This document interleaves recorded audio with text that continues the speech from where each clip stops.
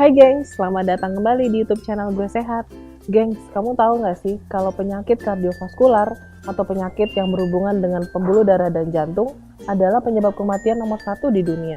Serem banget ya? Makanya, biar bisa cepat dikenali dan ditindak, kamu perlu tahu nih cara membedakan nyeri dada karena serangan jantung dan sakit dada biasa. Yuk, kita ulik lebih dalam di Ngobrol Bareng Expert. Kali ini sudah hadir, hai dokter. Hai, halo gengs, saya Dr. Vito Damai, saya dokter spesialis jantung dan pembuluh darah. Saya praktik di Siloam Semanggi dan juga Siloam Hospital Karawaci. Kita hari ini bahas mengenai apa nih? Kali ini kita akan membahas tentang bedanya nyeri dada karena serangan jantung dan sakit dada biasa, dok. Oke, kita akan bahas sama-sama. Tapi geng, sebelum dengar penjelasan dokter, jangan lupa subscribe dan nyalakan loncengnya ya. Yuk kita mulai aja, dok. Sebenarnya apa sih, dok, serangan jantung dan apa penyebabnya? Serangan jantung itu disebabkan karena adanya plak atau penyempitan di pembuluh darah jantung. Nah, pembuluh darah jantung yang dimaksudkan adalah pembuluh darah koroner. Pembuluh darah koroner ini bertugas mengaliri otot jantung, jadi memberi makan jantung. Nah, bayangkan kalau terjadi sumbatan mendadak, nah itulah yang dinamakan dengan serangan jantung. Ketika itu terjadi, maka risiko kematian akan sangat tinggi. Jadi, ketika orang terjadi serangan jantung harus cepat ke rumah sakit karena sumbatan tersebut mengakibatkan aliran oksigen, nutrisi ke dalam jantung untuk memompa jantung itu terhambat, tersumbat. Oke, jadi bahaya banget ya, dok. Apa aja sih, dok, gejalanya yang bisa dikenali? Serangan jantung yang paling utama, yang paling sering dan yang paling khas adalah sakit dada. Nah, sakit dadanya adalah sakit dada seperti ditekan benda berat, seperti ditimpa gitu ya, lalu sampai tangannya berasa kesemutan, tangan kiri biasanya. Nyeri ini sampai tembus ke belakang, sampai ke punggung, lalu dagu terasa kebas, terasa tegang. Nah, ini adalah salah satu yang khas pada orang dengan serangan jantung. Apalagi kalau disertai dengan keringat dingin. Oh gitu. Kalau keringat dingin itu basah sampai bajunya tuh harus diganti karena saking basahnya. Nah, ini adalah tanda yang khas orang yang serangan jantung. Ingat, ada juga orang yang mengalami serangan jantung tanpa mengalami hal yang khas ini. Misalnya, ada orang yang mengalami hanya sesak nafas tiba-tiba. Atau nyerinya seperti sakit mah, nyerinya di ulu hati. Nah, rasanya seperti mau muntah. Itu juga salah satu gejala yang tidak khas pada orang yang serangan jantung. Nah, bagaimana membedakannya? Ketika di rumah sakit, maka dokter akan melakukan pemeriksaan EKG dan juga pemeriksaan laboratorium. Selain itu juga menanyakan mengenai riwayat penyakit sebelumnya. Dari gabungan semua itu bisa diprediksi apakah ini adalah serangan jantung ataukah penyakit yang lain. Oke, baik. Jadi itu harus diperiksa satu persatu ya, dok? Ya. Oke.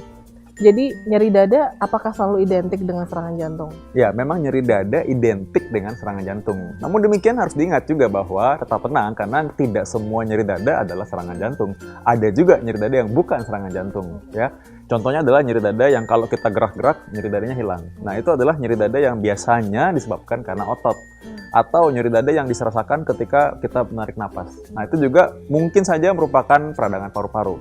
Nah, dengan demikian, apakah sesimpel itu kita membedakan nyeri dada? Seringkali memang tidak mudah untuk membedakan nyeri dada ini apakah serangan jantung atau bukan. Tentu dengan anamnesis atau wawancara medis yang terlatih oleh dokter yang berkompeten tentu bisa membedakan. Nah, dokter-dokter jaga di UGD umumnya tentunya diperlengkapi dengan kemampuan ini karena kalau ini menjadi syarat mereka untuk jadi dokter ya. Jadi mereka bisa membedakan apakah ini serangan jantung atau kemungkinan yang lain. Nah, dengan demikian, dengan wawancara medis tersebut harus ditunjang pula dengan pemeriksaan medis yang lainnya, misalnya EKG atau rekam jantung ya, rekam listrik jantung, dan yang berikutnya pemeriksaan laboratorium. Setelah itu ada pemeriksaan echo atau USG jantung, ada pemeriksaan treadmill jika memang diperlukan, atau langsung kateterisasi jika memang terbukti serangan jantung yang berat. Nah, apakah ini semua harus segera dilakukan? Tentu ada batasannya, ada indikasinya, dan itu semua berdasarkan penilaian klinis ketika seorang pasien datang ke UGD. Jadi banyak pertimbangannya. Nah, tergantung dengan situasi dan kondisi ketika pasien tersebut ada di sana. Bagaimana keluhannya dan juga hasil-hasil pemeriksaan yang standar. Oke, pemeriksaannya harus komprehensif ya? Ya. Oke. Jika mengalami serangan jantung di rumah nih, apa yang bisa kita pertama kali lakukan? Ya, satu, ketika mengalami serangan jantung di rumah, tetap tenang dan panggil bantuan. Panggil bantuan adalah yang pertama. Satu, harusnya punya nomor emergensi rumah sakit terdekat. Yang kedua, tentu minimal punya orang yang bisa mengantar ke rumah sakit. Jadi, tidak pernah bisa sendirian. Harus panggil bantuan dulu. Panggil bantuan dulu. Yang kedua, kalau memang ada riwayat pengobatan sebelumnya, tanya apakah dia punya obat pengencer darah atau obat di bawah lidah. Tapi ingat, ini hanya diberikan oleh dokter. Kalau orang ini sudah punya, berarti dulu sudah pernah ada riwayat penyakit jantung atau dicurigai penyakit jantung. Kalau nggak yakin, jangan diberikan. Karena malah berbahaya. Jadi yang paling pertama adalah panggil bantuan dan segera ke rumah sakit. Yang bahaya adalah apabila terjadi henti jantung. henti jantung itu harus segera ditolong dengan pemijatan jantung atau CPR. Kalau dalam bahasa Indonesia RJP. Nah, kalau memang belum terlatih melakukannya, lakukan saja pijat jantung yang tanpa memberikan napas buatan. Itu juga bisa dilakukan. Jadi hands only CPR, itu ada caranya juga. Ya, jadi intinya kalau memang kita nggak tahu apa yang mau dilakukan, kita panik, kita nggak tahu ini adalah serangan jantung atau bukan, nah orangnya kita bawa ke rumah sakit segera. Ya, orangnya itu ya kita harus segera bawa keluar. Biarkan dia dalam posisi rileks, posisi tenang, lalu kita bawa segera ke rumah sakit terdekat. Oke, langsung segera ke rumah sakit. Oke. Apakah penyakit ini bisa sembuh total, Dok? Penyakit serangan jantung dikatakan sembuh total, artinya sumbatan bisa terbuka seluruhnya, tentu saja bisa. Kalau misalkan orang serangan jantung dan ditolong dengan cepat dan sumbatan tersebut segera dibuka, misalkan dengan pemasangan ring, ya, itu bisa tentu saja segera sembuh total. Dalam arti ada kondisi yang tertentu yang harus kita perhatikan. Artinya kita harus merawatnya supaya tidak terjadi sumbatan lagi. Ini pun dengan syarat orang yang ditolong dengan cepat bisa saja fungsi jantung masih terjaga. Jadi tidak semua orang serangan jantung jantungnya lalu jadi rusak. Kalau cepat ditolong, maka mungkin saja kerusakan sangat minimal sehingga orang ini masih bisa olahraga. Kita nilai itu dengan pemeriksaan treadmill bisa atau dengan pemeriksaan ekokardiografi yang paling mudah dan cepat karena itu bisa menentukan fungsi jantung bagaimana, fungsi katupnya bagaimana. Dan sumbatan tersebut kalau sudah dipasang ring tentu dia akan permanen harusnya dengan catatan satu, kolesterol tetap terkontrol. Ingat, nilai kolesterol itu pada orang yang pernah pasang ring dan orang normal berbeda. Jadi nilai normalnya lain. Yang kedua, harusnya kalau penyakit gula harus terkontrol juga. Ada nilai yang harus dipenuhi juga. Jadi itu harus segera dikontrol, didiskusikan lagi berikutnya, ini nanti pengobatannya apa saja. Yang penting adalah bagaimana mencegah faktor risiko serangan jantung tersebut supaya terkendali. Sehingga apa? Sehingga kalau sudah dipasang ring dan permanen, itu bisa seterusnya dipakai selamanya. Jadi tidak terjadi sumbatan berikutnya. Ya. Tidak ada penyumbatan baru yang harus pasang ring lagi. Oke, kalau serangan jantung mendadak banyak terjadi pada orang di usia muda, yang baru terjadi sekarang almarhum Ashraf dan dulu Ajima Said.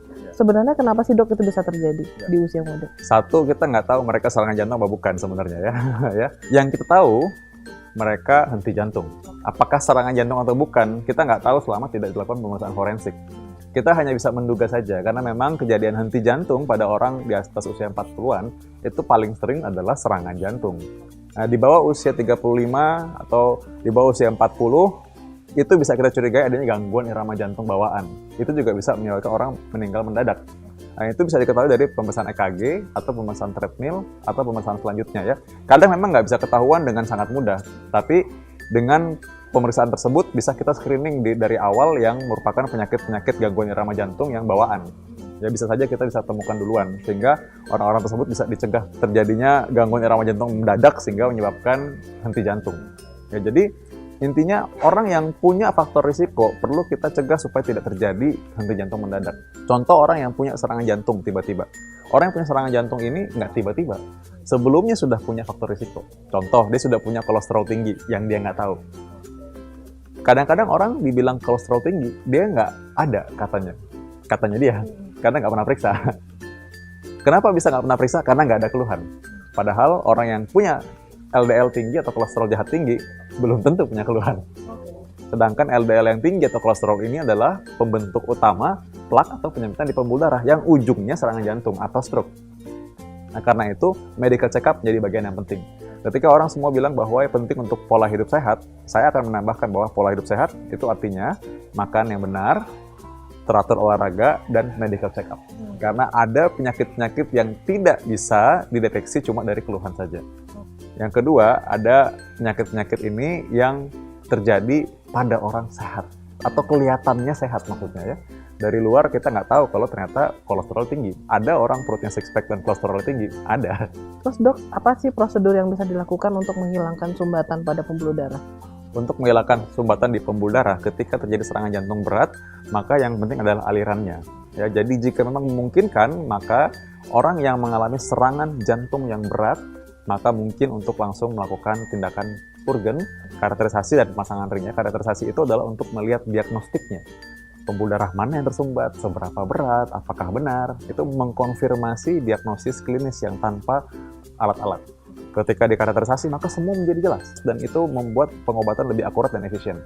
Ketika memang perlu pemasangan ring, maka dapat dilakukan pemasangan ring. Ini adalah pemeriksaan yang emergensi, dan harus cepat dilakukan untuk meningkatkan kemungkinan keselamatan pasien. Ya, tentu saja ini ada kriteria diagnosisnya tersendiri nanti. Maka lihat EKG, lihat enzim, ada banyak yang dipertimbangkan.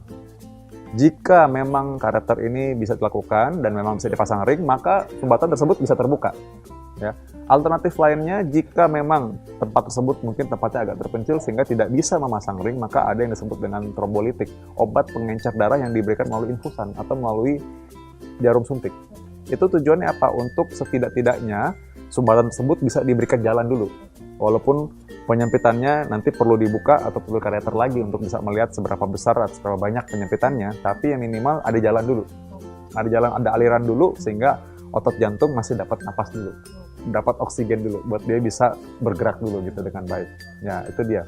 Jadi ingat bahwa penanganan penyakit jantung harus cepat dan harus akurat, tentu dengan pengawasan pekerja medis. Ya, dalam hal ini rumah sakit adalah tempat yang kita tuju ketika terjadi serangan jantung. Apabila memang ke rumah sakit terlalu jauh, setidak-tidaknya klinik sementara sehingga mereka bisa memberikan pertolongan yang pertama.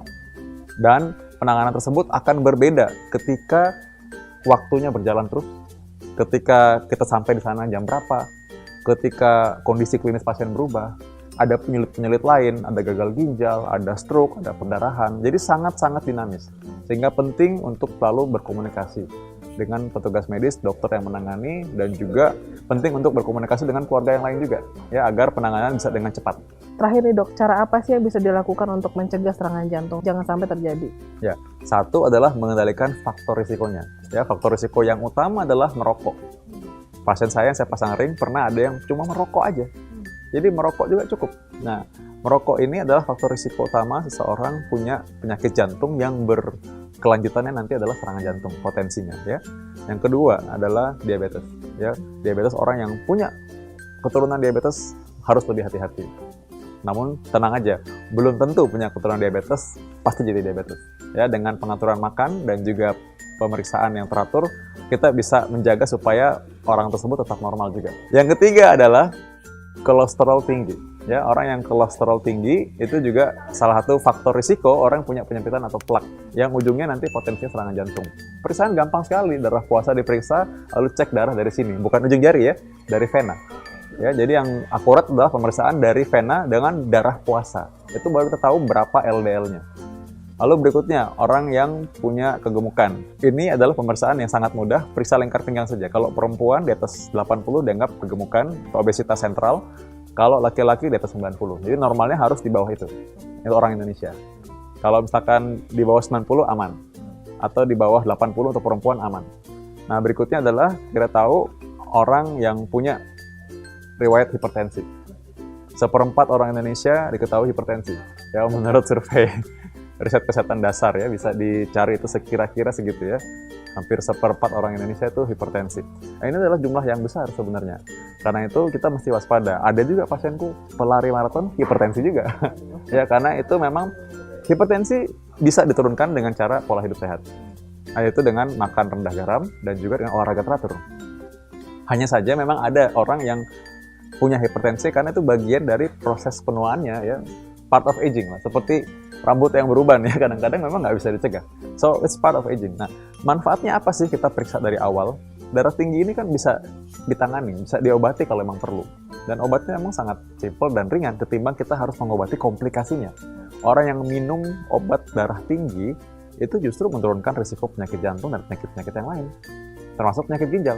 Kenapa? Karena orang yang hipertensi dan tidak minum obat, malah ujungnya adalah gagal ginjal cuci darah.